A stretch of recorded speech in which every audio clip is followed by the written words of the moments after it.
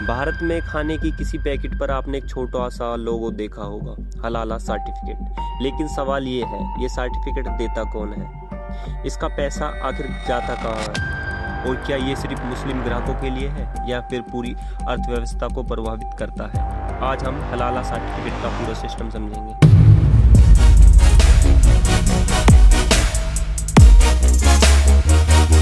हलाला का असली मतलब सबसे पहले समझिए। हलाला एक अरबी शब्द है जिसका मतलब होता है अनुमत या वैध। इस्लामिक खानपान के नियमों के अनुसार सुअर का मांस पॉक खाना मना है, शराब या अल्कोहल मना है, और जो मांस खाया जाता है उसे एक विशेष तरीके से ज़ब्ह किया जाना चाहिए। इन नियमों का पालन हो रहा है या नहीं, इसकी पुष्टि करने के लिए दिया जाता है हलाला सर्टिफिकेट। भारत में हलाला सर्टिफिकेट कोई सरकारी विभाग सीधे जारी नहीं करता।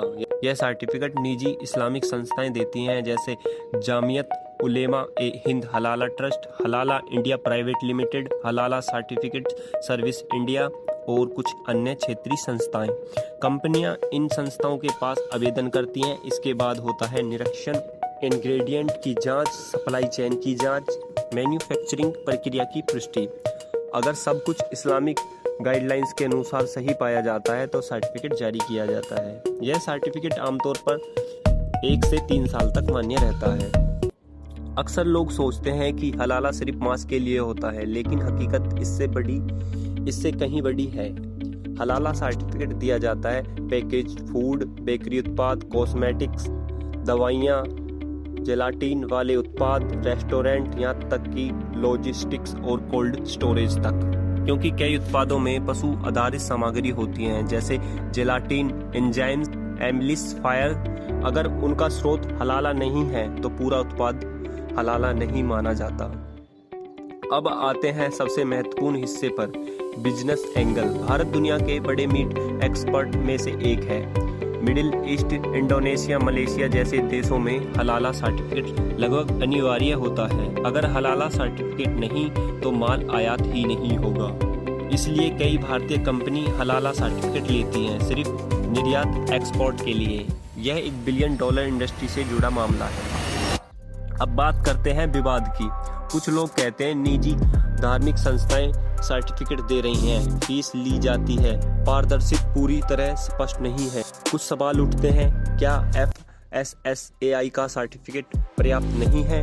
क्या धार्मिक प्रमाण एक समांतर सिस्टम बना रहा है? दूसरी तरफ समर्थक कहते हैं, जैसे शाकाहारी लोगों के लिए ग्रीन डॉट होता है, वैसे ही मुस्लिम उपभोक्ता के लिए हलाला लोगो होता है।